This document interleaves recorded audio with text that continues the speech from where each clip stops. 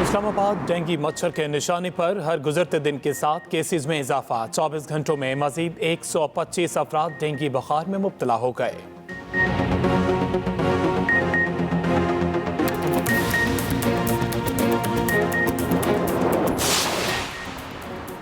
मुल्क में कोरोना की चौथी लहर के बाद जारी। गुज़श्ता 24 घंटों के दौरान वबा से 28 अफराद इंतकाल कर गए। 1016 नए केसेस रिपोर्ट। NCOC के मुताबिक 2195 मरीजों की हालत नाजुक है।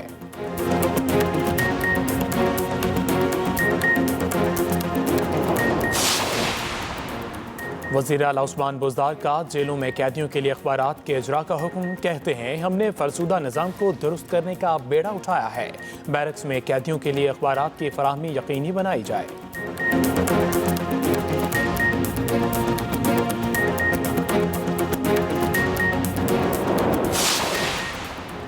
वज़ीर आज़म इमरान खान पार्लिमानी सरगर्मियों के लिए मुतहर्रिक आज पार्लियामेंट हाउस जाएंगे। ज़राए के मुताबिक इमरान खान से मुख्तलिफ हल्कों के अरकान कौमी असम्बली मुलाकातें करेंगे।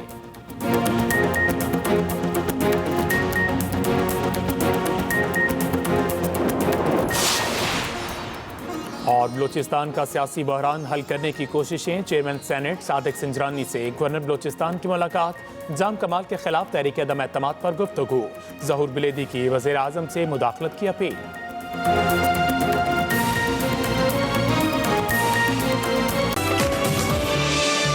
एक्सप्रेसो में आपको एक बार फिर से खुशामदीद। वक्त है सफर शर्त का, जिसमें सहरा नवर्द के खतूत का सिलसिला जारी है। और आज के खत में हम आपको सरता लेक दिखाएंगे। कहा जाता है कि एक वक्त में इसका पानी खवातीन के काजल जैसा था। सो ज्यादा शायराना हो रहा है, लेकिन सुबह सुबह जरा चलता है। देखते हैं आज का सफर शर्त।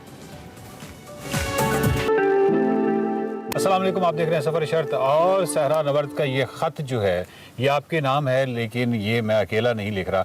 मेरे साथ एक मकामी दोस्त हैं जो कि असिस्टेंट कमिश्नर हैं नगर पार्कर के, लेकिन इससे भी ज़्यादा जो उनकी एक ख़ास शनाख्त है जिसने मुझे बहुत ज़्यादा मुतासिर किया है। यशार कमाल या गालबन ओरहान पामूक ने यह कहा था, तुर्क नावल निगार के अदीब वो होता है जो अपने एक एक बूटे से वाकिफ़ होता है। उसकी फसलें कैसे पकती हैं, कैसे उठती हैं, कैसे बिजाई होती है, जानवरों के हवाले से अपनी धरती की एक एक चीज़ से वाकिफ़ होता है। और मुझे जो मुतासिर किया है अली हैदर साहब की इस सिफ्त ने कि आपके अंदर ये बड़ी क्वालिटी है कि आप अपनी धरती से जुड़े हुए इंसान हैं। सबसे पहले तो बड़ी मेहरबानी नवाजिश कि आपने इतना बड़ा मेरे लिए कह दिया जो मैं डिज़र्व नहीं करता। नहीं, लेकिन थोड़ी बहुत नॉलेज है इस बारे में और मोहब्बत रखते हैं अपने इस एरिया से। ज़बरदस्त। और हम बहुत मैं अली भाई मुझे ये बताइएगा कि मैंने जहाँ रिमोट में एक अनपढ़ किसी चरवाहे से भी जब कभी ये कहा है कि कुछ गा के सुनाओ, तो उसने कोई ना कोई बैत या हज़रत अब्दुल लतीफ़ भिठाई का कलाम या, तो ये बड़ी ज़बरदस्त है यहाँ पे रवायत की। बिल्कुल शेरी रवायत हम इसको कह सकते हैं, मौसीकी की रवायत कह सकते हैं, लेकिन बहुत ज़्यादा है यहाँ। बिल्कुल, हमें भी जो है ना अपनी धरती से बहुत ज़्यादा मोहब्बत है लोगों के तरीके से। वो एक हमारे ब्लड में शामिल है। जिस तरह मारवी कहती है ना कि वाझाई वतन के आऊं जे हित मोयास तो गोर मुंहिंजी सुमरा कज पवारन पास डिज डडाणे डे जी मझा वलड़न वास।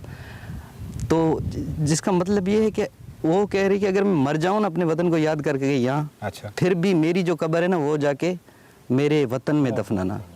और ये जो हमारे यहाँ ये चिब्बड़ होते हैं उनकी वो वल होती है एक, उसको कहते हैं, उसकी जो है ना धुआं मुझे देना।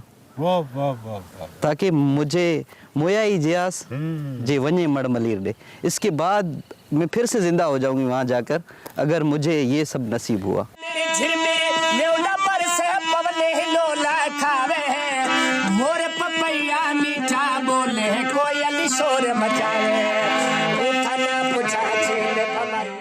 और मैं क्या गलत हूँ तो नहीं हूँगा अगर मैं ये कहूँ कि जो सिंध के बासी मारवी से बहुत शदीद मोहब्बत करते हैं, उसकी एक शायद बहुत बड़ी वजह ये भी है कि मारवी जब उस किले में कैद थी तो उसको जो अपनी गाय और अपनी बकरियां और अपनी सहेलियां और अपनी रेत याद आ रही थी, बिल्कुल उससे सिंधी रिलेट करता है।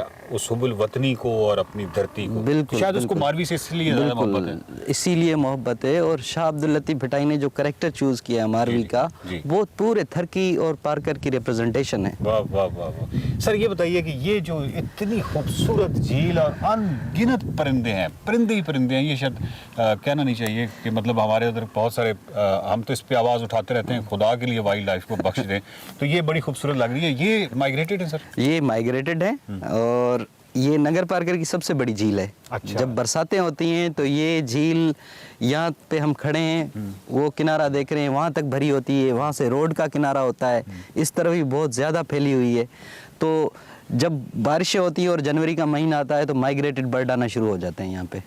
और खुशकिस्मती ये है कि बाहर से कोई शिकारी नहीं आते, लोकली जो लोग हैं वो यूज़ करते हैं, लेकिन वो भी इतनी मिकदार में नहीं, इसलिए आराम से ये रहते हैं यहाँ पे। मतलब यहाँ पे बहुत सारे मकामात तो ऐसे हैं जहाँ पानी कम है और वो ज़्यादा बैठे हैं। बहुत खूबसूरत चीज़ है। इसकी सर कोई फोक टेल्स और इसके हवाले से, इसकी झील का नाम क्या है?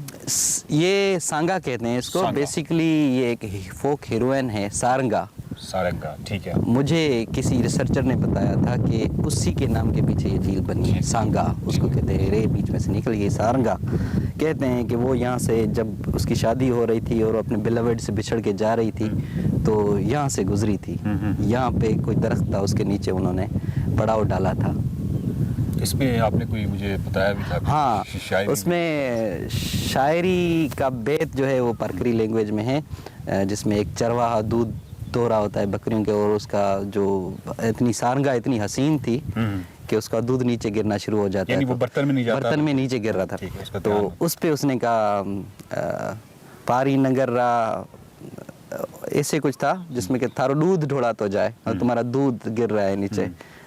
सदवंत मिले तो एम कहे सारंगा रोती जाए। मतलब अगर तुम्हें सदवंत मिले, जो हीरो था, तो उसको कहना सारंगा यहाँ से रोती हुई जा रही है। क्या बात है, क्या बात है, क्या बात। तो क्या खूबसूरत है, क्या मतलब ये जो फोक टेल्स हैं और ये बहुत ही ज़्यादा सैर ज़्यादा करती है। झील बहुत सारा खूबसूरत है। हम इस झील को किसी और साइड से भी देख सकते हैं? मतलब जी बिल्कुल, वहाँ पे जो है कालो डेरो, वहाँ से भी हम देख सकते हैं। इस तरफ हम जो मैं आपको पहले बता रहा कजला सर, वो भी पॉइंट देखने जैसा है। कजला सर जो है, इसके हवाले से मैं आपसे कुछ सुनना चाहता हूँ। मैंने एक किताब में पढ़ा था, पारकर एक किताब। जी जी, पुराना पारकर। सर ये किसी झील की किसी और तरफ हम नाज़रीन जाएंगे और किसी और एंगल से हम इसको देखेंगे और वहाँ आपको बताएंगे ये बहुत ही खूबसूरत एक फोक टेल है। इंशाल्लाह। चले सर जी।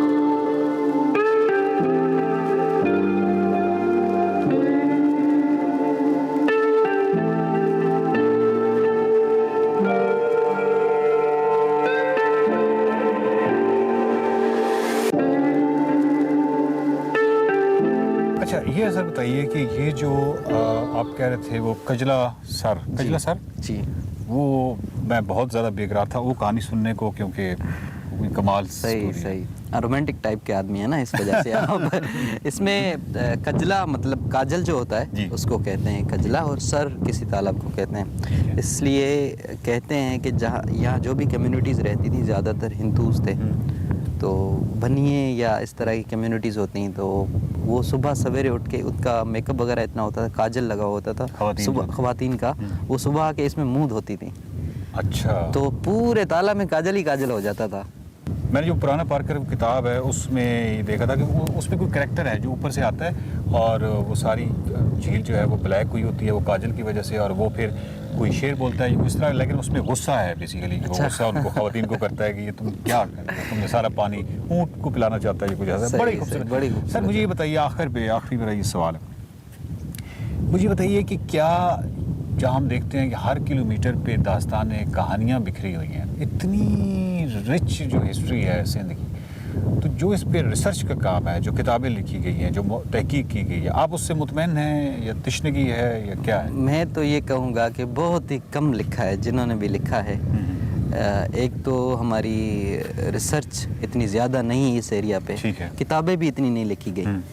इंग्लिश पीरियड के कोई गज़ल टाइम वो है या एक राजस्थान के लिए किसी ने बनाया है, ठीक है, कि राजस्थान कैसा था पुराना, ठीक है। उस पे हिस्ट्री लिखी हुई है। ठीक है। और किताबें बहुत ही कम लिखी हुई हैं और मैं बिल्कुल भी मुतमईन नहीं हूँ इस लिहाज से।